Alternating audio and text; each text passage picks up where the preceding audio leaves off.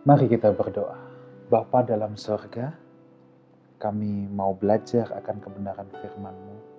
Kami berdoa supaya hati pikiran kami dapat diterangi oleh kebenaran-Mu. Demi nama Tuhan Yesus kami berdoa. Amin. Saudaraku, setelah kita belajar tentang peristiwa-peristiwa pengajaran Tuhan Yesus dalam rangkaian khotbah di bukit, maka memasuki Injil Matius pasal yang ke-8 ini, Yesus mulai melakukan banyak mujizat, saudara.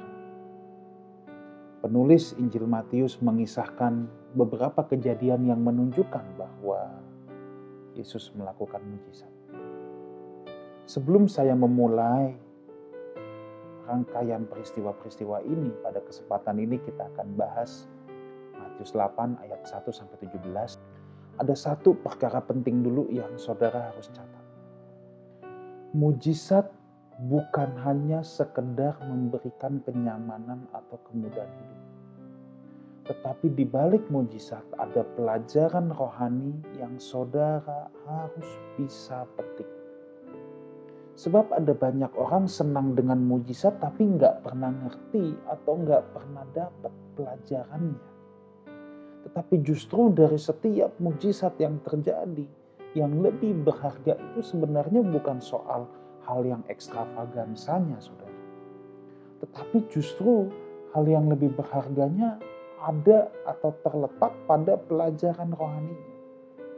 Nah, Matius 8 ayat 1-4, saudara ya, ini diawali dengan kisah ada seorang yang sakit kusta, saudara.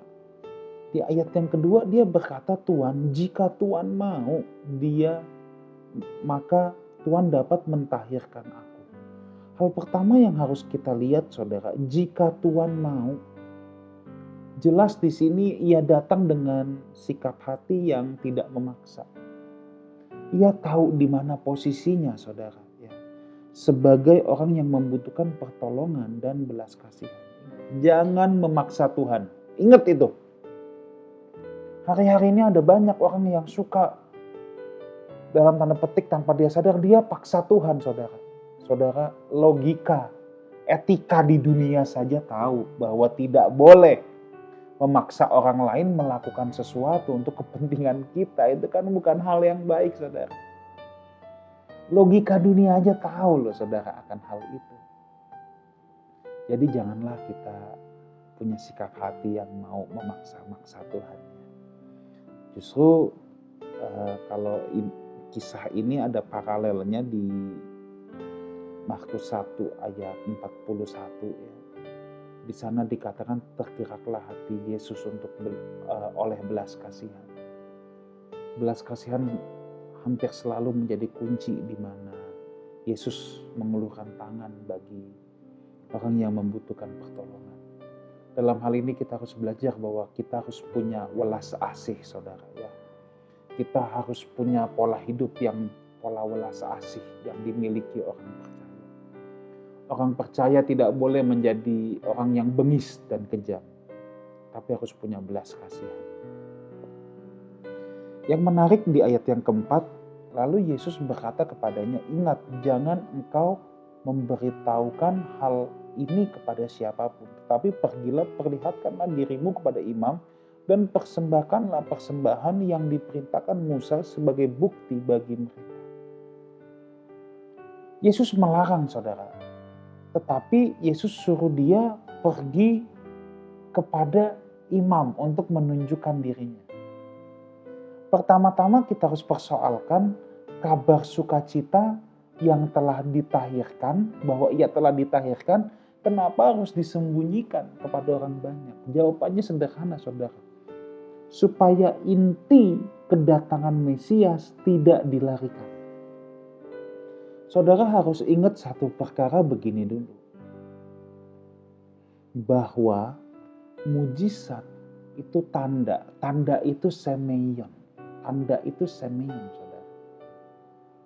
Tanda mengarahkan kepada tujuan. Kalau saudara mau ke airport misalnya. Kalau saudara tinggal di kota Jakarta, maka ada pelang yang tulis Soekarno-Hatta, ambil kiri, misalnya gitu ya. Itu semeion, itu tanda. Tujuannya apa? Mengarahkan pada tujuan. Supaya saudara bisa sampai di Soekarno-Hatta, bisa sampai di airport. Kalau saudara sudah tahu jalan, sebenarnya saudara udah tidak perlu lagi tanda itu. Yang penting sampai tujuan. Nah, Tuhan harus mencegah ini. Kenapa? Supaya inti berita Mesias itu tidak lari. Mesias itu datang untuk menyelamatkan jiwa. Itu inti beritanya, saudara. Ya. Itu inti berita kemesiasan Yesus pada fokus yang tepat.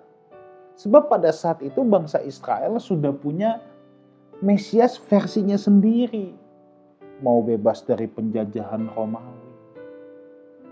Dan lain sebagainya. Mesias versi mereka semuanya bersentuhan dengan hal-hal lahiriah. Sementara sebenarnya maksud utama kedatangan Tuhan adalah menyelamatkan jiwa kita. Hal-hal yang batiniah, hal-hal yang rohani. Kalau orang ini cerita kemana-mana, bisa repot saudara. Fokusnya jadi lari. Orang nggak lagi fokus pada tujuan, orang hanya fokus pada tanda. Dan itu memang terjadi di sepanjang pelayanan Tuhan Yesus, bahwa banyak orang datang kepada dia untuk tanda. Maka sampai di Yohanes 6 nanti kita akan belajar, kamu cari aku buat roti kok. Kamu sebenarnya nggak rindu sama pribadi aku. Nah ini yang harus kita hati-hati saudara ya. Ini yang harus kita hati-hati. Jadi kalau dalam perjalanan saja, kalau kita ketemu tanda, gimana saudara? Jalan terus. Jangan saudara mau ke Soekarno-Hatta tadi, lalu saudara ketemu pelang tulisan Soekarno-Hatta, saudara berhenti, dan saudara merasa saudara sudah sampai. Wah ini mah repot saudara ya. Masa saudara turun terus pelokin tiangnya, merasa diri udah sampai. Nah itu kan ada yang gak beres, itu kan ada yang gak benar saudara. Ya orang kita belum sampai. Nah jadi fokus kita itu tidak boleh pada mujizat. Kalau kita ketemu tanda, satu ya, jalan terus. Jalan terus. Kalau kita ketemu tanda, apa saudara? Jalan terus. Mungkin ada di antara pemirsa, di antara saudara yang pernah mengalami mujizat yang ekstravagansa. Pesan saya satu, Pak, Bu, jalan terus. Jangan hidup dalam euforia mujizat itu. Mungkin ada saudara yang juga tidak pernah mengalami mujizat yang ekstravagansa. Enggak masalah, jalan terus. Lebih baik kita bikin mujizat dengan cara hidup bertanggung jawab. Tetapi tetap harus berkata, perlihatkanlah dirimu pada imam. Ya. Kenapa harus demikian? Karena dia sakit kusta. Kusta itu dikucilkan, saudara. Ya. Supaya tidak orang-orang jahat juga mendahului dia, ya, untuk menolak mengesahkan bahwa dia sembuh. Maka Tuhan cepat-cepat dulu suruh dia ketemu imam. Supaya dia bisa ditahirkan, maka dia bisa menjadi anggota masyarakat yang normal.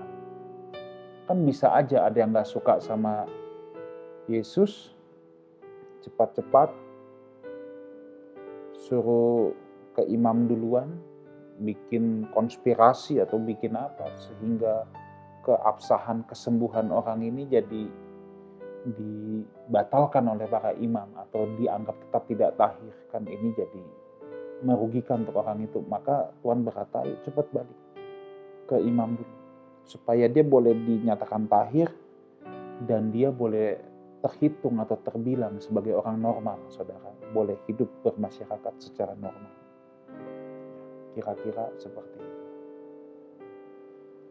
Tetapi implikasi rohani dari peristiwa ini adalah mujizat itu baik, tapi kita nggak perlu terlalu membesar-besarkannya. Ya. Supaya ketika seseorang mencari Tuhan, dia tidak luncas dari sasaran. Atau tidak meleset tujuan utamanya, yaitu keselamatan jiwanya. Ya. Dalam banyak peristiwa dalam Injil Lukas 5 ayat 16 justru ditambahkan Yesus sampai mengundurkan diri, pergi ke tempat sunyi dan berdoa. Yesus tidak ingin menjadi center of attention, ya. Tetapi ia menarik diri. Seringkali kita tanpa sadar kita senang, justru kita yang senang jadi center of attention. Nah, saudara, di sini menarik, ada hal yang menarik yang saya harus bagikan kepada saudara dalam kisah yang kedua adalah tentang perwira Kapernaum. Jadi ketika Yesus masuk ke Kapernaum, saudara, di sini ada seorang perwira. Perwira ini kepala pasukan 100, memohon kepadanya, ya, Tuhan, hambaku terbaring sakit di rumah karena sakit lumpuh dan ia sangat menderita, saudara. Ya. Lalu Tuhan berkata, aku akan datang menyembuhkannya. Lalu Matius 8 ayat 8 bilang, Tuhan, aku tidak layak menerima Tuhan di dalam rumahku. Katakan sepatah kata saja, maka hambaku itu akan sembuh. Lalu dia ambil perumpamaan dirinya sebagai seorang perwira yang dia punya atasan dan bawahan. Kalau dia suruh katakan sepatah kata, maka bawahannya pun akan turut. Dan di sini dikatakan setelah Yesus mendengar hal itu, heranlah ia dan berkata kepada mereka yang mengikutinya. Ini menarik, aku berkata kepadamu, sesungguhnya iman sebesar ini tidak pernah aku jumpai pada seorang pun di antara orang Israel. Bahkan dapat dikatakan dalam bahasa Inggris marvelous. Yesus takjub dengan iman dari perwira Kapernaum ini. Nah, saudaraku, ini yang perlu saya jelaskan. Ada banyak orang mendengar peristiwa ini, membaca peristiwa ini, langsung diasosiasikan bahwa Tuhan kagum, Tuhan berkata imannya besar karena perwira Kapernaum ini berkata, katakan sepatah kata saja. Itu benar, tapi belum lengkap, saudara. Kisah ini juga ditulis dalam Injil Lukas dan Injil Yohanes, dan Injil Lukas, saudara, menuliskan dengan sangat apik, dengan sangat terperinci, dengan sangat lengkap tentang kisah ini. Rupanya kuncinya ada dalam banyak hal. Kalau saudara melihat Lukas 7 ayat yang kedua, di sana dikatakan yang sakit itu seorang hamba yang sangat ia hargai. Saudara bisa melihat kualitas daripada perwira Kapernaum ini. Dia menghargai sekalipun orang yang secara kedudukan, secara posisi di bawahnya. Dia menghargai, dia put respect kepada semua orang. Dia put respect kepada orang yang mungkin buat orang lain bukan siapa-siapa, tapi dia put respect even kepada bawahan. Di sini dia menerapkan kasih, saudaranya. Kemudian kalau saudara baca di Injil Lukas juga, rupanya dia meminta kepada tua-tua Yahudi. Perwira Kapernaum ini bukan orang Yahudi, saudara. Orang Yahudi itu biasanya anti dengan orang-orang yang non-Yahudi.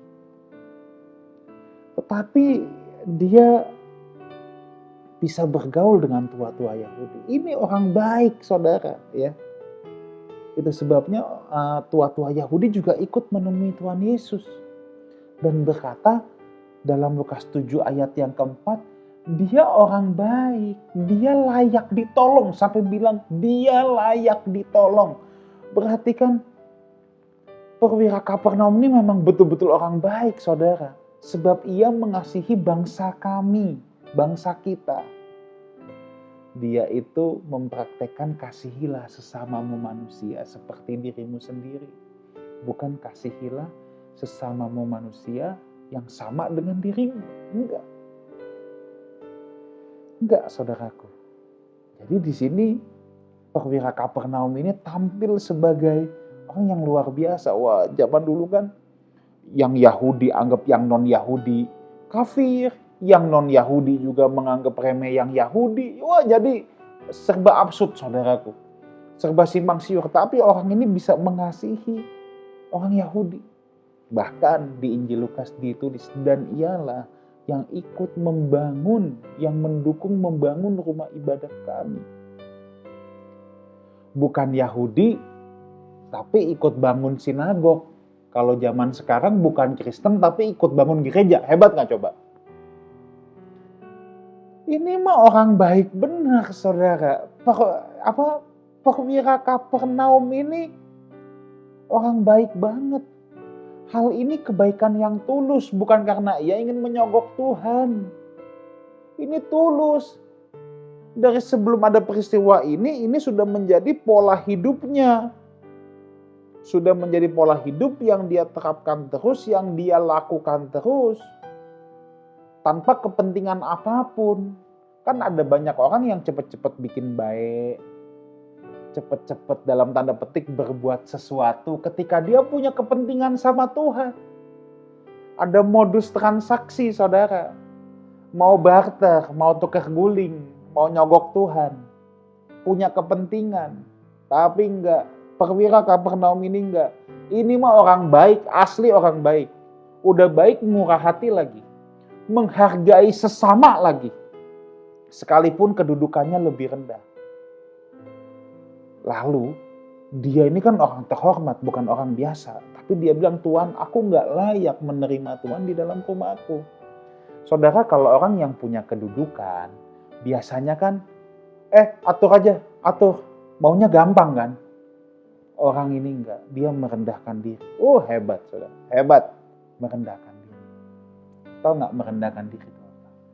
Orang yang punya posisi di sini, dia taruh dirinya di bawah. Itu merendahkan diri. Kalau meninggikan diri apa? Posisinya di sini, dia taruh dirinya di atas. Tapi perwira Kapernaum ini merendahkan diri. Dia orang berpangkat nih, orang punya posisi, orang punya pengaruh. Dia taruh dirinya di bawah. Saudara, rendah diri di sini bukan minder, saudara. Orang minder itu orang yang gak tahu siapa dirinya. Tetapi merendahkan diri dalam kekristenan, dia tahu siapa dirinya. Tapi dia memutuskan menaruh dirinya di bawah. Kenapa?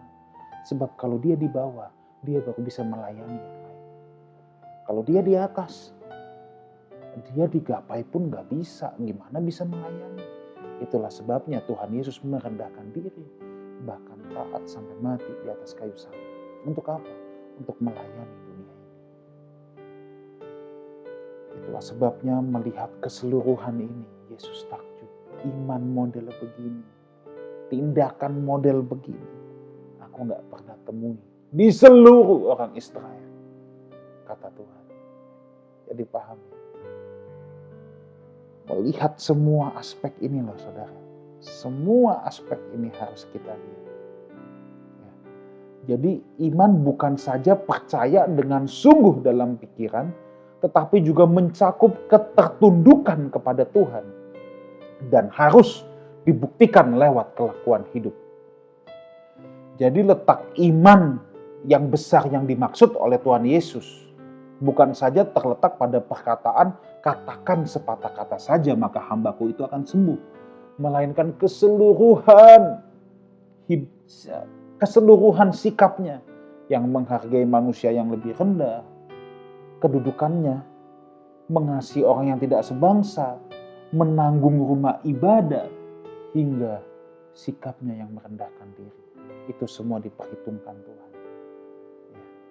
Nah, ayat yang ke-11 di mana Yesus berkata, justru ayat yang ke-11, banyak orang dari timur barat akan duduk bersama-sama dengan Abraham, Ishak dan Yakub dalam kerajaan surga. Sedangkan anak kerajaan itu dicampakkan ke dalam kegelapan. Di sana akan terjadi ratap dan kertak gigi. Artinya apa? Kalau saudara nanti kita belajar di Yohanes pasal 1 ayat yang ke-11, ia datang kepada milik kepunyaannya, kepada orang Israel. Tapi orang Israel justru menolak. Tapi justru ada orang-orang dari bangsa lain yang bisa punya sikap seperti ini, akan duduk bersama dengan Tuhan Yesus. Nah, lalu kita teruskan, saudara ya. dimulai dari ayat 14 sampai ayat yang ke-17. Lalu di sini Yesus berkunjung atau menginap di rumah Petrus, saudara, sebab ibu mertua Petrus sakit, lalu Yesus menyembuhkan, saudara. Ya.